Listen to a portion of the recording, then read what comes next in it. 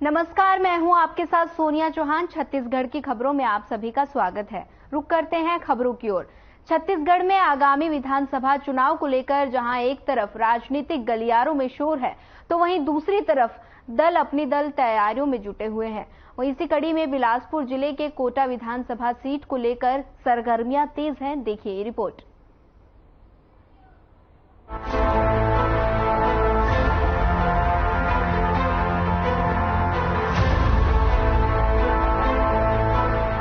छत्तीसगढ़ के बिलासपुर जिले में कुल 6 विधानसभा सीटें हैं। इसमें से एक कोटा विधानसभा सीट है और जिले की 3 सीटों पर बीजेपी का कब्जा है। साल 2018 के चुनाव में कोटा विधानसभा सीट से गैर कांग्रेसी पार्टी ने पहली बार जीत दर्ज कर इतिहास बदल दिया था। आपको बता दें कि ये पार्टी पूर्व मुख्यमंत्री अजीत जोगी की जनता कांग्रेस छत्तीसगढ़ जोगी की पार्टी थी। इस पार्टी के टिकट से पूर्व मुख्यमंत्री अजीत जोगी की पत्नी रेणु जोगी ने जीत दर्ज की है, जो खुद पहले कांग्रेस के टिकट से इसी विधानसभा में 2 बार जीत दर्ज कर चुकी थी।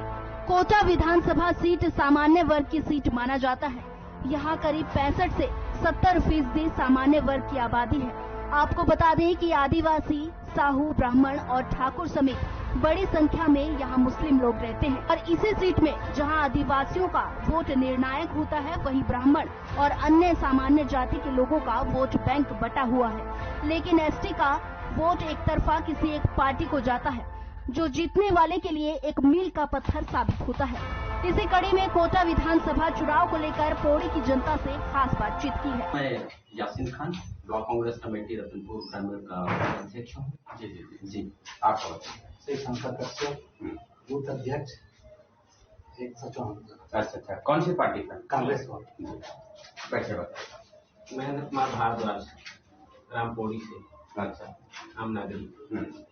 तो नागरिक से भी चर्चा करेंगे। भैया आपका बताइएगा। गुड्डू बबलू, जोगी कांग्रेस जिला महामंत्री, बिलासपुर छत्तीसगढ़। रामदीन विद्यार्थी, ग्राम पौड़ी से, एक आम नागरिक। अच्छा, तो आइए चर्चा शुरू करते हैं कि किस तरह से जो कांग्रेस है, भाजपा है, आम आदमी पार्टी है और कहा जाए कि जनता कांग्रेस है, इनकी योजनाएं किस तरह से सफल दिख रही हैं, क्या क्या विकास हो रहा है। तो पहले जानते हैं, यासीन खान जी हैं, उनसे चर्चा करते हैं कि कांग्रेस सरकार की क्या क्या योजनाएं हैं, कैसे यहाँ पर हमको नजर आ रही है। सन 2018 से जब से कांग्रेस की सरकार आई, भूपेश बघेल की सरकार आई है, विकास के नए कीर्तिमान स्थापित किए हैं। पहले दिन जब से कांग्रेस ने यहाँ पदभार ग्रहण किया है, तभी से 2 घंटे के अंदर 12 लाख किसानों की कर्ज माफी की गई है और जो कर्ज में दबे हुए किसान थे उनको राहत दिया गया है। उसके बाद यह चूंकि पूरा छत्तीसगढ़ कृषि प्रधान राज्य है, इसे धान का कटोरा भी कहा जाता है। यहाँ किसानों को धान का उचित कीमत दिया गया है और पूरे देश में सर्वाधिक कीमत पर 2500 रुपए क्विंटल पर धान की खरीदी की जाती है। और पूरे छत्तीसगढ़ में यह सरकार, पूरे देश में ऐसी सरकार है छत्तीसगढ़ की कांग्रेस की सरकार, जो सर्वाधिक कीमत पर धान की खरीदी करती है। और ऐसा कोई भी क्षेत्र नहीं है, चाहे युवा हो, चाहे किसान हो, चाहे बुजुर्ग हो, सभी क्षेत्रों में सभी के लिए, नौकरी पेशा लोगों के लिए, सभी के हितों में ध्यान में रखकर इस सरकार ने काम किया है। और हम पूरे विकास मुद्दे पर लोगों के लिए जो काम किया है उसके मुद्दे पर फिर इस चुनाव पे जाने वाले हैं। और निश्चित रूप से जैसे कि हमारी सरकार ने कहा है, भूपेश बघेल जी कहते आए हैं, इस बार निश्चित रूप से 75 पार होगा। वाह, तो 75 पार होगा। देखेंगे कि आगामी समय में 75 पार होता है या उससे अधिक आता है। आइए जानते हैं, जनता कांग्रेस के हमारे बीच में एक प्रतिनिधि है, अपना परिचय बताइए उसके बाद। गुड्डू बबलू जी, जोगी कांग्रेस, बिलासपुर छत्तीसगढ़। तो ये बताइएगा कि किस तरह से कांग्रेस की जो योजनाएं हैं यहाँ पर आपको नजर आ रही हैं, क्या क्या विकास आपको दिख रहा है? नजर तो आ रहा है, सब वो देख ही रहे हैं। 4 पहचान, माफ कीजिएगा, प्रथम प्रधानमंत्री पंडित जवाहरलाल नेहरू की दूरदर्शिता थी कि उन्होंने इसरो जैसे संस्थान, IIT, IIM जैसे संस्थान के नींव इस देश में रखा था। उसका ही परिणाम है कि आज हमारे जो वैज्ञानिक और हमारे जो चंद्रमा में अपनी यान भेज पा रहे हैं, अपनी जो उपकरण को चंद्रमा में भेज पा रहे हैं। जी, हम राजनीति के बारे में चर्चा करेंगे। तो जनता कांग्रेस का हम जानना चाहेंगे, रुझान इस बार रेणु जोगी जो विधायक थे यहाँ पर दावेदारी कर सकते हैं? हाँ, दावेदारी है। वो लास्ट में अपना अंतिम समय तो देते हैं। जी। पहले किसी से पूछने से, न हम लोग से पूछने से वो लोग निर्णय नहीं लेते, अपने विचार अपना निर्णय, क्योंकि पार्टी सुप्रीमो छत्तीसगढ़ का। जी।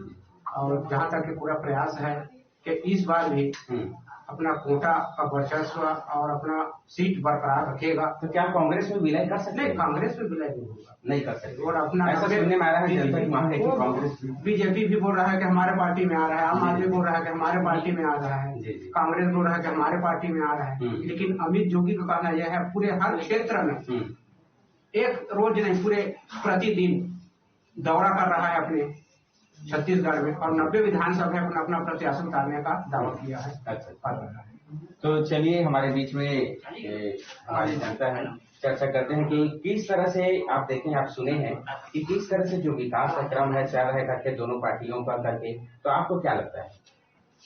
विकास का क्रम तो जैसे कि अभी कांग्रेस के समर्थक यासीन खान भांजा जी जो बताए, जी, तो सही बात है। विकास का क्रम तो सतत क्रम जो है चलता ही रहेगा, हमेशा चलता ही रहना चाहिए भी। मैं इन विकास के कार्यों से संतुष्ट हूँ निजी तौर से, लेकिन मेरे को तकलीफ ये है कि धरातल पे जो स्थानीय जो शासन प्रशासन है, जैसे पंचायत, जनपद पंचायत, ये हमारे कार्य में कहीं समुचित विकास नहीं कर पा रहे हैं। अच्छा, मतलब यहाँ पर जनपद जो सदस्य हैं उनका कार्य सही नहीं पा रहे, बिल्कुल सही नहीं है। ये जो है पक्षपात करते हैं हमारे समाज के लिए, और पक्षपात जो है कि ये परिणाम है कि आज हमारे जो मोहल्ला का जो सीजी रोड है और जो गली है आज अधूरा पड़ा है, कीचड़ में हम चलने पर मजबूर है। तो चलिए कांग्रेस के हमारे बीच में है, बताइएगा कि किस तरह से इन समस्याओं को दूर किया जा सकता है, क्या करेंगे? निश्चित रूप से मामा जी ने कहा है, समस्याएं यहाँ हमेशा रही है, लेकिन हमने निदान करने की भी कोशिश किया। इससे पहले जब मैं उप सरपंच था तब इस मोहल्ले में सीसी रोड का निर्माण कराया गया था। जी। उसके बाद इनसे जो वर्तमान जनप्रतिनिधि हैं शायद वादा किए थे, लेकिन उन्होंने इस बात को संज्ञान में लाया है, तो मैं भी पूरी कोशिश करूंगा कि उनका समस्या का निदान बहुत जल्दी हो। जी, बहुत बहुत धन्यवाद। और लास्ट में हम चर्चा करेंगे कि किस तरह से सचमुच में क्या विकास यहाँ पर हो रहा है, कई शिकायतें यहाँ पर आ रही है।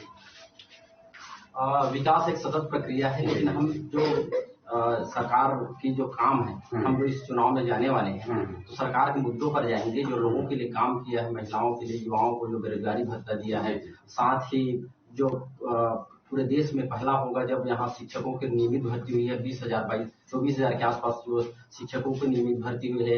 यहाँ जो धनवंतरी मेडिकल योजना के द्वारा जो सस्ते दामों पर दवाइयाँ उपलब्ध कराई जा रही है, और आत्मानंद स्कूल अगर देखा जाए तो विश्व स्तरीय स्कूल जो आत्मानंद स्कूल खोला जा रहा है, जहाँ बहुत सारी सुविधाएं हैं। बच्चों को 700 से ज्यादा पूरे राज्य में स्कूल खोले जा चुके हैं, और आगे आने वाले समय में लगभग उसका विस्तारित किया जाएगा, और सब गाँव में भी वह वैसा स्वरूप दिखाई देगा। शिक्षा के क्षेत्र में काफी ज्यादा बदलाव आया है। हम इसी मुद्दे पर जाएंगे, लेकिन जैसा कि भाई साहब ने कहा कि नरवा गरवा धुरवा बारी, और उन्होंने भी स्पष्ट कहा कि योजनाएं सही हैं, किराने में से हो सकता है कि थोड़ी मोड़ी कोई कमियां आई हो, और निश्चित रूप से क्रियान्वयन में कुछ कमियां हैं जो दिखती है। आने वाले समय में उसको सुधार भी किया जाएगा। इनके सुझाव लेकर, लोगों से सुझाव लेकर इस योजना को और विस्तारित करते हुए और इसमें क्या और बेहतर किया जा सकता है, ऐसा प्रयास शासन के द्वारा किया जाएगा। और चूंकि यहाँ 20 सालों से यह दुर्भाग्य है कि कोटा विधानसभा क्षेत्र में पिछले 20 सालों से जो विधायक है वो विपक्ष में है, सत्ता में विधायक नहीं रहा है। और मैं आपके माध्यम से भी अपील करना चाहूंगा, चूंकि यह सरकार फिर से पुनः कांग्रेस की सरकार भूपेश बघेल के नेतृत्व में बनना कोटा विधानसभा में तय है, तो मैं जनता से भी आग्रह करूंगा कि इस बार सत्ता के साथ आवे। और निश्चित रूप से जो विकास के जो इससे पहले जब राजेश शुक्ला जी जब यहाँ के विधायक होते थे तब एक विकास पुरुष के रूप में विख्यात थे, यहाँ विकास की गंगा बहती थी, जो कुछ समय से जो विपक्ष में रहने का रुक गया है। निश्चित रूप से अब इस बार सत्ता के साथ अगर हम लोग आते हैं, इस बार भूपेश बघेल जी के सरकार के हाथ को मजबूत करते हैं और यहाँ का सत्ता जो कांग्रेस के विधायक बनता है, तो निश्चित रूप से विकास के नए कीर्तिमान इस क्षेत्र में फिर से स्थापित होंगे। जी, और देखते हैं कि जो केंद्र में भाजपा की सरकार है, यदि यहाँ पर राज्य में जो है भूपेश की सरकार फिर से बन जाती है, तो इसमें कई प्रकार की समस्याएं नहीं आती है। देखिए, यहाँ जो कांग्रेस की सरकार है जनता के हित में निर्णय लेने वाली सरकार है। इस सरकार के आप जितने भी निर्णय देखेंगे जनता के हित के लिए उन्होंने निर्णय लिए हैं, जनता की लड़ाई लड़ी है। केंद्र की नरेंद्र मोदी की सरकार ने हमेशा ही जनता को कभी अहमियत नहीं दिया। जब यहाँ धान में पहले साल बोनस दिया जा रहा था, समर्थन केंद्र के समर्थन मूल्य के अतिरिक्त जब धान में बोनस दिया जा रहा था, तब नरेंद्र मोदी जी की सरकार ने स्पष्ट उस धान को खरीदने से मना कर दिया था। तब भूपेश बघेल जी की सरकार ने अपने व्यय पर, अपने राज्य सरकार के व्यय पर पूरे प्रदेश के धान की खरीदी किया था। इससे स्पष्ट होता है कि केंद्र की सरकार हमेशा रोड़े अटकाने वाली सरकार है और वह हमेशा रोड़े अटकाते रहेगी। लेकिन अगर यहाँ भाजपा की सरकार आएगी, एक बात मैं स्पष्ट रूप से कह देना चाहता हूँ, अगर यहाँ भाजपा की सरकार आएगी तो यहाँ कोटा विधानसभा में कांग्रेस के जीते हुए प्रत्याशियों में ब्राह्मण समाज के उम्मीदवार जीत दर्ज करने में अव्वल रहे हैं। साल 2018 में हुए चुनाव में पहली बार ऐसा हुआ जब दूसरी पार्टी ने जीत दर्ज की है और रेणु जोगी पहली विधायक बनी जो गैर ब्राह्मण है। रेणु जोगी अभी इस सीट से विधायक है। Bureau report.